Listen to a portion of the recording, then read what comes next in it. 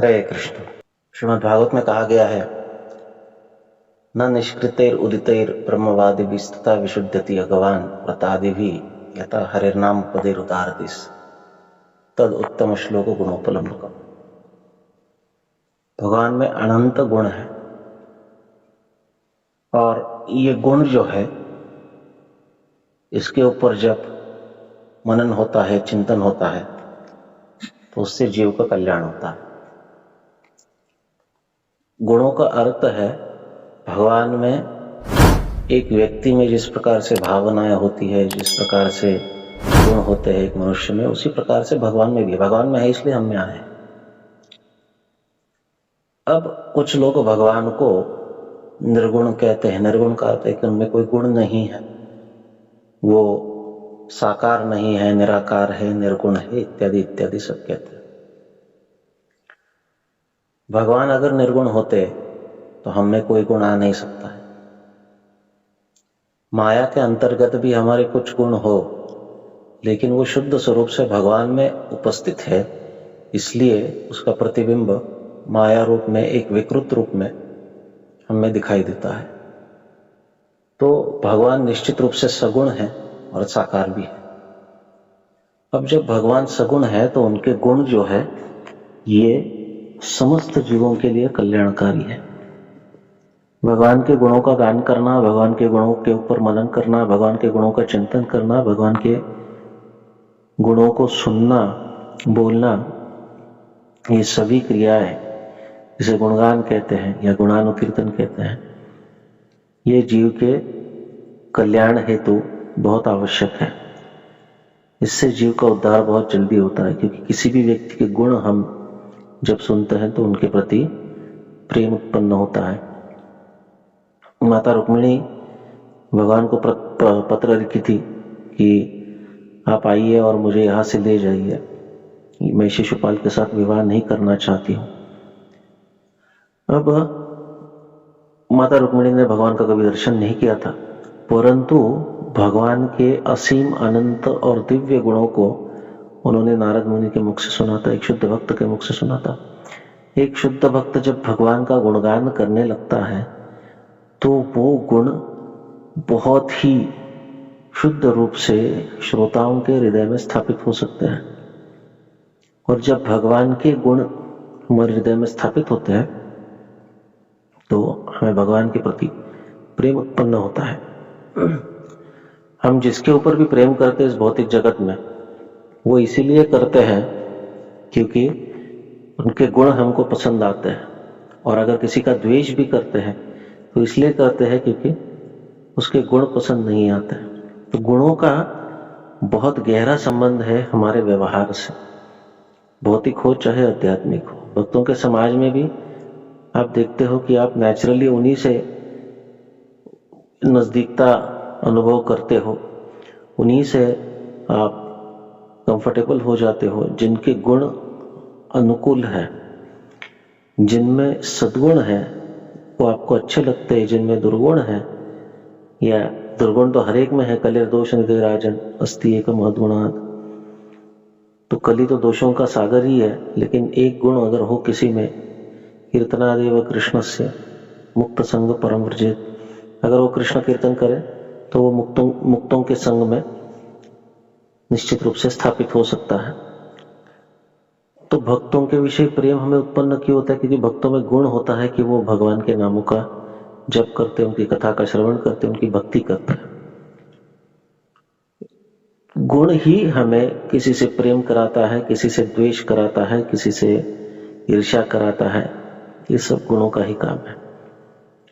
और भौतिक प्रकृति के भी कुछ गुण हैं, और भौतिक व्यक्ति या भौतिक बद्ध जीव के जो गुण हैं ये सब माया के अधीन होते हैं, ये सत्व रज तम के अधीन होते हैं। परंतु भगवान के जो गुण है ये सत्व रज तम के परे है।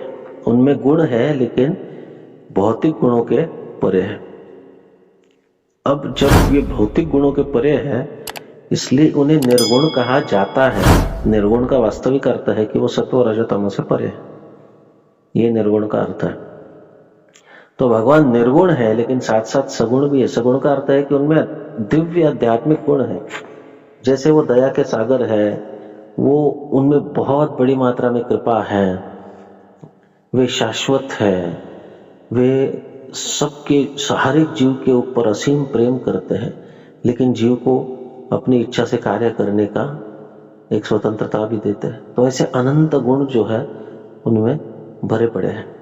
ऐसा कहा जाता है कि भगवान अनंत शेष अनंत मुखों से अनंत समय तक, अनंत समय से भगवान के गुणों का गान कर रहे हैं, लेकिन वो खत्म नहीं हो रहा है। तो इस प्रकार भगवान के गुण विलक्षण, जो भी भगवान के गुणों के ऊपर ध्यान करेगा, चिंतन करेगा, मनन करेगा, श्रवण करेगा, कीर्तन करेगा, उसे भगवान के गुण जो है वो प्रेम प्रदान करेंगे। अब भगवान के गुण अगर गाने की इच्छा है या फिर कोई सुनता है तो वो हृदय में स्थापित होते हैं। अब इन गुणों को साक्षात्कार करना और इससे हमारा संबंध बना लेना, उसका अनुभव करना, ये भी आवश्यक है। और श्रीमद् भागवत कहता है कि भगवान के नामों के उच्चारण से भगवान के गुण जो है गुणोपलंबकम, ये हमारे हृदय में उत्पन्न हो जाते हैं। और चूंकि भगवान के गुण हमारे जीवन में या हमारे मन में उत्पन्न करने का साधन भगवान का नाम है, इसलिए इस जगत में और कोई ऐसा साधन नहीं है कि वो भगवान के नाम इतना जीव को शुद्ध कर सके। न निष्कृतिर उदितिर ब्रह्मवादी भी तथा विशुद्धति अगवान प्रतादि भी। तो कोई भी व्रत, वैकल्य, तपस्या, ध्यान जीवात्मा को या उसके देहात्म बुद्धि को इस प्रकार से शुद्ध नहीं कर सकती है, उसके मन को, उसके विषय भोग की वासना को इस प्रकार से शुद्ध नहीं कर सकती है। यथा हरे नाम पदेर, जिस प्रकार से एक नाम पद, पूरा नाम भी नहीं, नाम पद या फिर अनायास और बहुत ही व्यवस्था में लिया गया नाम, प्रेम से नहीं लेकिन व्यवस्था में लिया गया नाम भी जितना शुद्ध करता है, उतना शुद्ध रूप से किया हुआ व्रत वैकल्य भी शुद्ध नहीं कर सकता है। क्यों? क्योंकि जब व्यक्ति नाम उच्चारण करता है तो भगवान उत्तम श्लोक के गुण मन में स्थापित हो जाते हैं। और जब भगवान उत्तम श्लोक के गुण मन में स्थापित होते हैं या भगवान श्री कृष्ण के गुण मन में स्थापित होते हैं, तब ये हृदय उन गुणों के ऊपर ध्यान करते हुए बहुत अधिक शुद्ध होता है और बहुत जल्द शुद्ध होता है। हृदय द्रवित होता है भगवान के विलक्षण गुणों को देखकर। भगवान में कोई दुर्गुण नहीं है, वास्तव में जो भी है सद्गुण ही है। भगवान चोरी भी करते हैं तो भी वो सद्गुण है और सदियों से गाया जा रहा है। तो भगवान के गुणों का गान करने से उनके प्रति प्रेम उत्पन्न होता है, और जब उनके प्रति प्रेम उत्पन्न होता है तो हमारी बद्धता जो है, हमारी देहात्म बुद्धि जो है नष्ट हो जाती है। और यही नाम संकीर्तन का महत्व है। इसलिए कोई अन्य साधन इतना शुद्ध व्यक्ति को नहीं कर पाएगा जितना भगवान के नामों का उच्चारण। निश्चित रूप से इस तत्व को समझकर जो साधक निष्ठा से और प्रेम से भगवान के नाम का कीर्तन कर रहा है, जप कर रहा है, संकीर्तन कर रहा है, जरा सोचिए वो कितना शुद्ध होता होगा कि अनायास या फिर विवश रूप से भी, असहाय रूप से भगवान का नाम लेने पर अगर इतनी शुद्धता होती है कि कोई और व्रत वैकल्य नहीं कर सकता है, तो अगर कोई इस नाम को अनुकूलता से जप करे, वो प्रेम से जप करे, तो जरा सोचिए कि वो कितनी जल्दी और कितने उच्च प्रकार से शुद्ध होता होगा। यही नाम की महिमा है। इसको जो जान गया वो भगवान को जान गया, वो भक्ति को जान गया और वो भक्त को जान गया। जो इसे नहीं जाना, न उसे भगवान कौन है पता है, न उसे भक्ति पता है और न उसे भक्त पता है। हरे कृष्ण।